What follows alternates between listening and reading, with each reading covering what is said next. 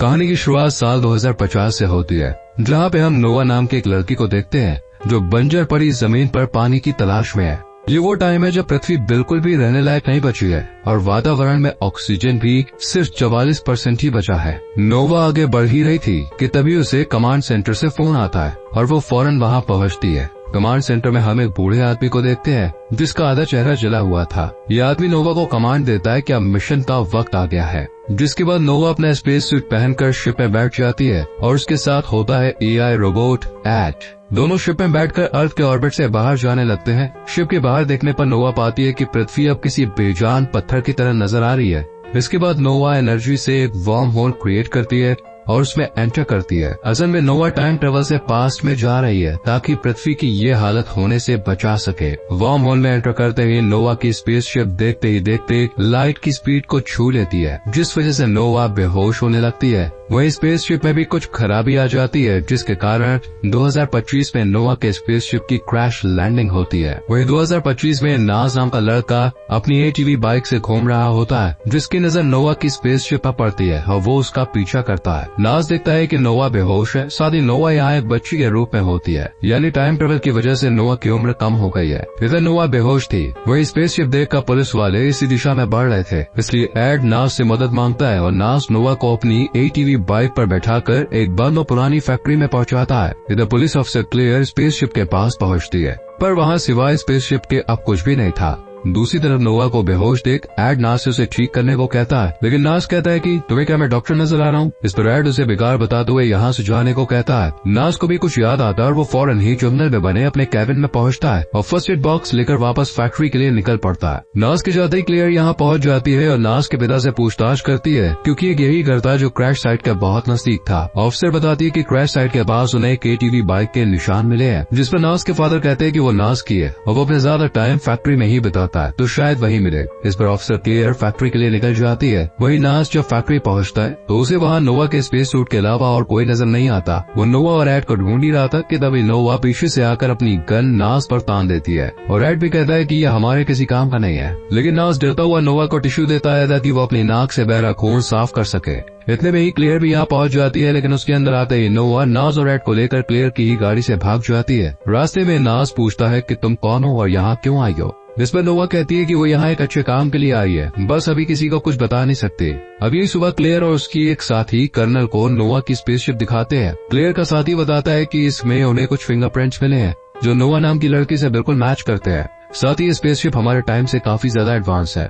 इस पर कर्नल उन्हें स्पेसशिप की पूरी जानकारी जुटाने का ऑर्डर देता है। दूसरी तरफ नोवा और नाज क्लेयर के कार से आगे बढ़ रहे होते हैं, जहां नोवा पेड़ पौधों को देखकर काफी खुश होती है, क्योंकि उसके टाइम तक ये सब खत्म हो चुका था। कुछ दूर जाते ही गाड़ी गर्म होने की वजह से बंद पड़ जाती है, पर किस्मत से एल्टन नाम का आदमी यहाँ से गुजर रहा होता है, जो नोवा और नाज दोनों को अपने घर चलने का ऑफर देता है, साथ ही उनकी गाड़ी ठीक करने का प्रॉमिस भी करता है। इसलिए ये दोनों भी मान जाते हैं और फिर एल्टन के साथ उसके घर पहुँचते हैं, जहाँ एल्टन की पत्नी फार्मिंग कर रही थी। वही क्लियर ऑफिसर्स के साथ छोटी नोवा के घर पहुंचती है, जो असल में 2025 वाली ही नोवा थी और कल रात को घर पर ही थी। इसलिए क्लियर को कुछ खास सबूत नहीं मिलता और उसे खाली हाथ ही यहाँ से जाना पड़ता है। इधर नाज और एल्टन ने मिलकर गाड़ी ठीक कर ली थी और अब ये सब मिलकर डिनर करते हैं। इधर ऑफिसर क्लियर ने छोटी नोवा को कस्टडी में ले लिया था। वो जानने की कोशिश कर रही थी कि छोटी सी बच्ची के पास आखिर इतनी एडवांस टेक्नोलॉजी आई कहाँ से। क्लियर नोवा से पूछती कि तुम्हारा फ्यूचर क्या है। इस पर नोवा फाइटर प्लेन की पायलट बनने का कहती है। इतने में क्लियर की गाड़ी की लोकेशन भी पता चल जाती है, जो एल्टन के घर थी। इसलिए क्लियर अपनी टीम के साथ एल्टन के घर पहुँचती है। पुलिस को आता देख नोवा और नाज जंगल की तरफ भाग जाते हैं। क्लियर एल्टन से अपनी गाड़ी के बारे में पूछती है, जिस पर एल्टन मना करता है, लेकिन ऑफिसर्स को गाड़ी मिल जाती है। इस वक्त क्लियर कहती है कि उसकी गाड़ी यहाँ कैसे आई। साथ ही नोवा और नाज का फोटो दिखाकर उनके बारे में पूछताछ करती है, पर एल्टन इसे कुछ नहीं बताता। लेकिन नाज की जैकेट अंदर ही थी, जिसे ऑफिसर ने ढूंढ लिया था। दरअसल घर जाने के बाद एल्टन ने नाज को बदलने के लिए कपड़े दिए थे।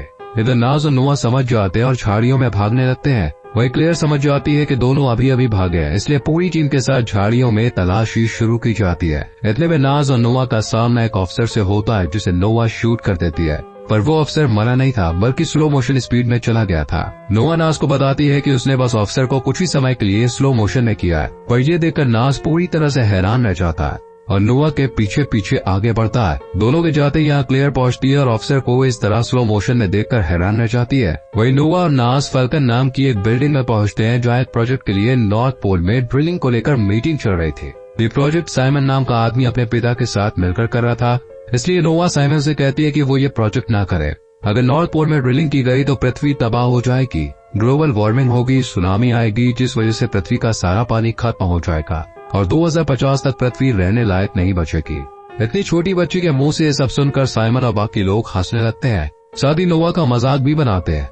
वही साइमन के पिता सिक्योरिटी गार्ड्स को इन दोनों बच्चों को बाहर निकालने के लिए कहते हैं, लेकिन नोवा हार नहीं मानती और साइमन के घर का पता लगाने के लिए एड को उसकी गाड़ी के नीचे चिपका देती है। दूसरी तरफ क्लेयर उस ऑफिसर को ठीक करने की कोशिश करती है, लेकिन चेकअप से पता चलता है कि ऑफिसर की फिजिकल बॉडी तो ठीक है, बस उसका माइंड कुछ ज्यादा ही स्पीड से दौड़ रहा है। इतने में फैल्कन बिल्डिंग के सिक्योरिटी रूम से कॉल आता है कि नोवा को साइमन की कार में डिवाइस लगाते हुए सीसीटीवी कैमरे में रिकॉर्ड किया गया है। ये सुनते ही क्लेयर उसी बिल्डिंग में जाने के लिए निकल पड़ती है और नोवा नास दोनों को देखती है जो साइमन की गाड़ी में कुछ फिट कर रहे थे। वही नोवा साइमन के घर पहुंच चुकी थी। वो साइमन से कहती है कि वो उसे बहुत अच्छे से जानती है, साथ ही वो यहाँ उसी बूढ़े आदमी का होलोग्राम दिखाती है जिसका आधा चेहरा जला हुआ था। यह आदमी असल में कोई और नहीं बल्कि साइमन का ही बूढ़ा रूप है। बूढ़ा साइमन कहता है कि जो ड्रिलिंग उसकी कंपनी नॉर्थ पोल पर करने वाली है उसे पूरी पृथ्वी तबाह हो जाएगी और सिर्फ अपने पिता के सामने खुद को प्रूव करने के लिए पूरी दुनिया को खत्म कर देना ठीक नहीं है। ये सब देख पहले तो साइमन कंफ्यूज होता है, लेकिन फिर नोवा और नास पर हंसता है क्योंकि उसे लग रहा था कि वो उसके साथ मजाक कर रहे हैं। इतने में यहाँ पुलिस भी पहुंच जाती है और जल्दबाजी में नोवा और एड पर गोली चला देती है, जबकि नास मौका मिलते ही सीधा एल्टन के पास पहुंचता है और एल्टन को सब कुछ समझा देता है। इधर नोवा को हॉस्पिटल में एडमिट किया जाता है। होश में आते ही क्लेयर उसके पास जाती है और कहती है कि मुझे सब सच बताओ ताकि मैं तुम्हारी मदद कर सकूं। क्लेयर पर भरोसा कर नोवा भी उसे ड्रिलिंग प्रोजेक्ट को रुकवाने के बारे में कहती है, साथ ही अपनी सच्चाई भी बताती है कि वो 2050 से आई है। नोवा की बातों पर यकीन करना पॉसिबल नहीं था, इसलिए क्लेयर अपने साथी से टाइम ट्रेवल की पॉसिबिलिटीज के बारे में पूछती है, जहाँ उसका साथी बताता है कि जिस शिप से नोवा आई है वो काफी एडवांस टेक्नोलॉजी का है जो इस टाइम में पॉसिबल नहीं है और ये रोबोट भी काफी एडवांस टेक्नोलॉजी से बना हुआ है। ये दोनों बातें कर ही रहे थे कि इतने में एड को होश आ जाता है और वो क्लेयर की बंदूक लेकर यहाँ से निकल जाता है। दोनों उसका पीछा करते हैं पर तब तक एड बहुत दूर निकल चुका था।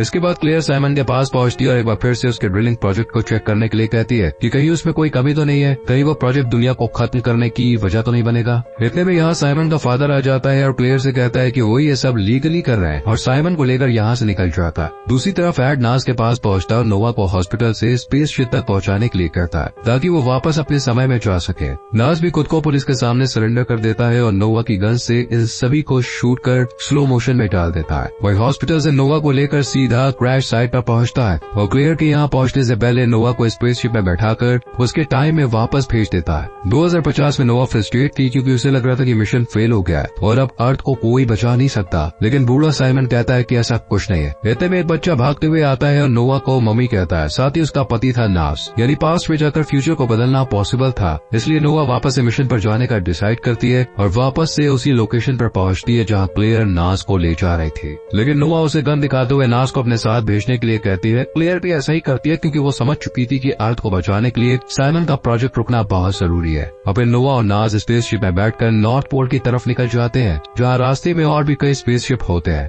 जिन्हें देखकर नोवा कहती है कि ये अलग अलग स्पेसशिप्स हैं और यहाँ सिर्फ इसलिए आए हैं ताकि इस ड्रिलिंग प्रोजेक्ट को रोका जा सके। दूसरी तरफ नॉर्थ पोल में साइमन के फादर प्रोजेक्ट के फायदों के बारे में बता रहे थे, लेकिन साइमन इस प्रोजेक्ट को रोकने के लिए कहता है। वही नोवा और नास सभी गार्ड्स को स्लो मोशन में करते हुए आगे बढ़ते हैं। इधर साइमन के फादर साइमन से नाराज होते हैं, लेकिन साइमन कहता है कि अगर नोवा सच कह रही हो तो हमें इस प्रोजेक्ट की वजह से पूरी दुनिया को खतरे में नहीं डालना चाहिए। लेकिन उसके फादर उसे प्रोजेक्ट से बाहर कर देते हैं और ड्रिलिंग मशीन को ऑन करने के लिए आगे बढ़ते हैं, लेकिन नोवा इन्हें यही फ्रीज कर देती है और उस शटल को भी पॉज कर देती है। इसके बाद क्लेयर टीवी पर देखती है कि एक साथ कई सारे टाइम ट्रेवलर्स यहाँ आ गए हैं और नॉर्थ पोल के साथ साथ दूसरे देशों की उन मशीनरीज को भी उन्होंने तबाह कर दिया है जो पृथ्वी को नुकसान पहुंचा रही थी। इधर नोवा नास को एल्टन के घर पहुंचाती है और थैंक्स बोलकर वापस से अपने टाइम के लिए निकल जाती है, लेकिन वो नास को ये नहीं बताती कि फ्यूचर में उन्होंने शादी की है। वही क्लेयर अब नास को अपनी कस्टडी में ले लेती है और उससे पूछताछ करती है, जिस पर नास बताता है कि ये तो सिर्फ शुरुआत है, फ्यूचर में टाइम ट्रेवल मशीन बन चुकी है और जब तक पृथ्वी को खतरा होगा यूं ही टाइम ट्रेवलर आकर उसे ठीक करेंगे।